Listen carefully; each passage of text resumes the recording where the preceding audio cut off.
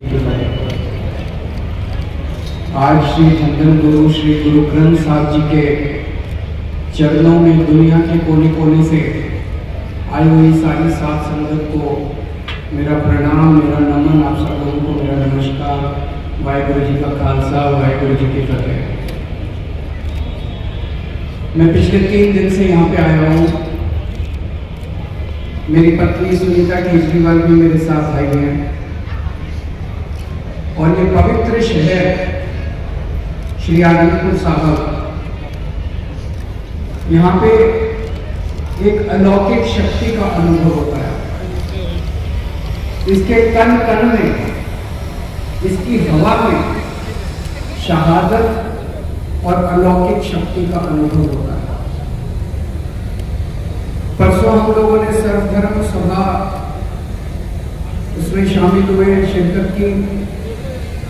कल हम लोग तख्त श्री केशगढ़ साहब नतमस्तक हुए, गुरुद्वारा सीसगढ़ साहब नतमस्तक हुए, गुरुद्वारा श्री गुरु का महल नतमस्तक हुए, गुरुद्वारा दमदमा साहब गए, गुरुद्वारा खड़ा साहब गए, जहाँ पे कश्मीरी पंडितों से गुरु साहब जी मिले थे, गुरुद्वारा जन्म स्थान 3 साहिबजादे जहाँ पे उनका जन्म हुआ था, वहां नतमस्तक हुए। इन सभी जगहों पे, इन सभी गुरुद्वारों में, पवित्र स्थानों में जबरदस्त अलौकिक शक्ति है। आप वहां जाते हैं, अजीब शांति का अनुभव होता है आपको। इन 3 दिनों में जो मैंने अनुभव किया, शायद जिंदगी में मैंने कभी ऐसा पहले अनुभव नहीं किया। अभी समापन समारोह है, इसके बाद हम लोग दिल्ली के लिए चले जाएंगे, लेकिन यहां से मैं एक जबरदस्त अनुभव, एक अलौकिक अनुभव लेके वापस जा रहा हूं। हम लोग 350 साल पहले श्री गुरु तेग बहादुर जी साहब जी के शहादत जो हुई थी, उसको याद करने के लिए, सम्मान देने के लिए एकत्रित हुए हैं। भाई मतीदास जी, भाई सतीदास जी, भाई दयाला जी, उन सब लोगों ने जो शहादत दी थी, उसको सम्मान देने के लिए एकत्रित हुए। मैं दिल से उन सब लोगों को सम्मान देता हूं। और पूरी पंजाब सरकार, पूरी आम आदमी पार्टी की सरकार पिछले कई महीनों से इस पवित्र मौके को ऐतिहासिक बनाने के लिए लगी हुई है। जैसा भी हमारे दोनों मंत्रियों ने बताया, रात दिन सुबह शाम, आप लोगों ने सोशल मीडिया पे भी देखा हो कैसे रात को 1-1 बजे, 2-2 बजे हमारे मंत्री, हमारे विधायक, हमारे अफसर, किसी भी भक्त को किसी भी तरह की कोई तकलीफ नहीं होनी चाहिए। अब पूरे आनंदपुर साहब को इतना साफ सुथरा किया गया है, यहाँ तक कि एक टॉयलेट में मंत्री जा के खुद देख रहे हैं कि किसी तरह की कोई गंदगी तो नहीं है, सफाई का इंतजाम है कि नहीं है। ड्रोन शो का इंतजाम जिसमें उनके जीवन को दिखाया गया, लाइट एंड साउंड शो का इंतजाम, नगर कीर्तन का इंतजाम, बहुत इंतजाम किए गए। लेकिन जैसा उन्होंने कहा, आप कितना भी इंतजाम करो, कुछ ना कुछ कमी तो रह जाती है। अगर कुछ कमी रही तो उसके लिए मैं माफी चाहूंगा पंजाब सरकार की तरफ से, मान साहब की तरफ से, अपने सभी मंत्रियों की तरफ से। अगर किसी चीज की कोई कमी रह गई तो हम माफी चाहते हैं। गुरु साहब जी का सबसे बड़ा संदेश क्या था? एक ओंकार, भगवान एक है। भगवान तक पहुंचने के रास्ते अलग अलग हो सकते हैं। कोई किसी रास्ते से भगवान के पास जाता है, कोई किसी रास्ते से भगवान की तरफ जाता है, कोई किसी रास्ते से भगवान को मिलना पाना चाहता है, लेकिन भगवान एक है, एक ओंकार। आज पूरी दुनिया में इतनी लड़ाइयां चल रही हैं, मजहब के नाम पे सब लड़ रहे हैं। हमारे देश में मजहब के नाम पे कितनी लड़ाइयां चल रही हैं। मैं सोच रहा था कि अगर केवल 1 हफ्ते के लिए, एक हफ्ता छोड़ो, केवल 24 घंटे के लिए अगर गुरु साहब के संदेश को सब लोग मान ले और लागू कर ले दुनिया के अंदर, सारी लड़ाइयां खत्म हो जाएंगी, दुनिया शांति आ जाएगी पूरे।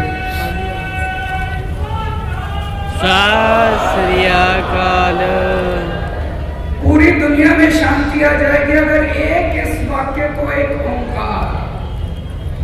और सोचो गुरु तेग बहादुर जी ने क्या किया, उन्होंने दूसरे हिंदू धर्म की रक्षा करने के लिए अपने पवित्र शीश की कुर्बानी दी है।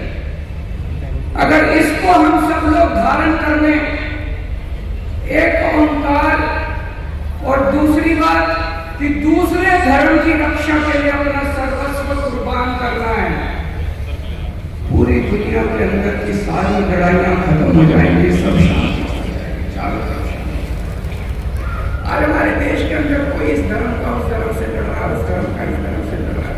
इन लड़ाइयों का क्या मतलब है? कोई मतलब नहीं, शांति से जीना। चारों दिशाओं में घूम घूम के गुरु नानक जी ने, गुरु तेग बहादुर जी ने, हमारे गुरुओं ने इंसानियत का संदेश दिया, पूरे भारतवर्ष में सच्चाई का संदेश दिया, मानवता का संदेश दिया, इंसानियत का संदेश दिया, निस्वार्थ सेवा का संदेश दिया।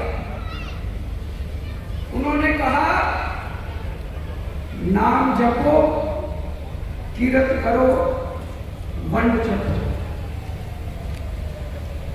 उन्हीं के बताए हुए रास्ते के ऊपर आज हम लोग बहुत छोटे हैं, हम लोगों ने भी बहुत हो सकता है पाप किए हों, लेकिन उनके बताए हुए रास्ते पे इन 3 बातों में बहुत गहराई है। नाम जपो, कीरत करो, वंड छको। उनके बताए हुए रास्ते पे हम अपनी जिंदगी और सरकार को चलाने की कोशिश कर रहे हैं, पूरी ईमानदारी के साथ सरकार चलाने की कोशिश कर रहे हैं। आज बहुत लोग हमसे पूछते हैं, इतना पैसा कहां से आ रहा है, इतना शानदार इंतजाम कैसे किया, इतने काम पंजाब सरकार कैसे कर रही है? क्योंकि हम लोग साहब जी के बताए हुए रास्ते से चल रहे हैं, ईमानदारी से सरकार चला रहे हैं, ईमानदारी से सरकार चला। मैंने चुनाव के वक्त भी वादा किया था, मैं जब चुनाव में पंजाब में आता था, आप लोगों के बीच में मैंने एक ही बात कही थी, ईमानदारी से सरकार चलाएंगे, आपके सरकारी खजाने का एक एक पैसा आपके ऊपर खर्च होगा। आज इस पवित्र स्थान से मैं कहना चाहता हूं, अगर हमने एक पैसे की भी बेईमानी की हो, गुरु महाराज जी जो सजा दे हमें मंजूर है वो सजा। एक पैसे की बेईमानी नहीं की, सरकारी खजाने का एक पैसा आपके ऊपर खर्च किया। आज गरीबों के बच्चों को अच्छी शिक्षा मिलने लगी है। आज गरीब, मरहूम, बीमार लोगों को अच्छा इलाज मिलने लगा है। आनंदपुर साहब में 20 मोहल्ला क्लिनिक अभी चल रहे हैं और रोज मेरे को पता चलता है कि हजारों की तादाद में लोग वहां जाके अपना इलाज करा रहे हैं, फ्री में दवाइयां मिल रही हैं, फ्री में उनका इलाज हो रहा है। पूरे पंजाब के कोने कोने के अंदर 1000 के करीब मोहल्ला क्लिनिक बन चुके हैं। किसानों के लिए इंतजाम किया जा रहा है। किसानों को, कई किसान मुझे बताते हैं 70 साल के बाद पहली बार किसानों के खेत में नहरी पानी पहुंचा है। पहले किसानों को रात को 3-3 बजे उठ के बिजली आती थी, 3-3 बजे सिंचाई करनी पड़ती थी, ट्यूबवेल चलाते थे। आज दिन में 8 घंटे पूरी बिजली मिलती है, आपको रात को उठने की जरूरत नहीं होती। पहले सरकारी नौकरी लेने के लिए रिश्वत देनी पड़ती थी, सिफारिश करनी पड़ती थी। अब आपको मेरिट के आधार पर रिक्शा वाले के बच्चे को, मजदूर के बच्चे को, गरीब के बच्चे को भी पुलिस की नौकरी मिल रही है। पंजाब के अंदर सरकारी नौकरियां मिल रही है। बहुत सारे काम किए जा रहे हैं, सड़कें बन रही हैं, बिजली फ्री कर दी। कभी किसी ने सोचा था 90% पंजाब के लोगों को फ्री बिजली मिल रही है। ये सब क्यों हो रहा है? ये सब मैं इसलिए बता रहा हूँ, ये कोई राजनीतिक मंच नहीं, केवल इसलिए बता रहा हूँ कि गुरु साहब जी द्वारा बताए हुए रास्ते पे ईमानदारी से चल के गरीबों की सेवा करना हमारा मकसद है। हम सत्ता में पैसे कमाने नहीं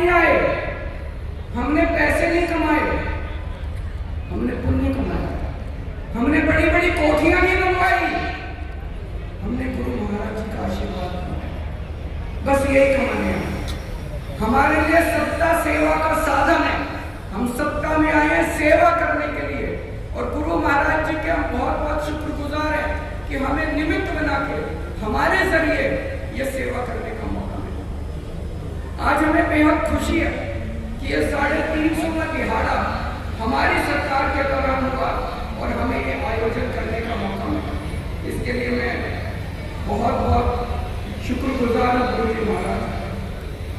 गुरु जी महाराज का संदेश था सब बराबर है, चाहे कोई इस धर्म का हो, चाहे उस धर्म का हो, चाहे ऊंची जात का हो, चाहे इस जात का हो, चाहे उस जात का हो, सब बराबर है। हमने भी अपने काम के अंदर सबको बराबर माना है। स्कूल खुलवाए, उसमें सब धर्मों के बच्चे पढ़ते हैं, उसमें सब जातियों के बच्चे पढ़ते हैं, साथ बैठ के पढ़ते हैं। अस्पताल खुलवाए, मोहल्ला केंद्र खुलवाए, उसमें इस पार्टी के लोग बच्चे उनका भी इलाज होता है, उस पार्टी वालों का भी इलाज होता है, इस धर्म का भी इलाज होता है, उस धर्म वालों का भी इलाज होता है, इस जाति वालों का भी इलाज होता है, उस जाति वालों का, सब बराबर है। गुरु जी महाराज के संदेश को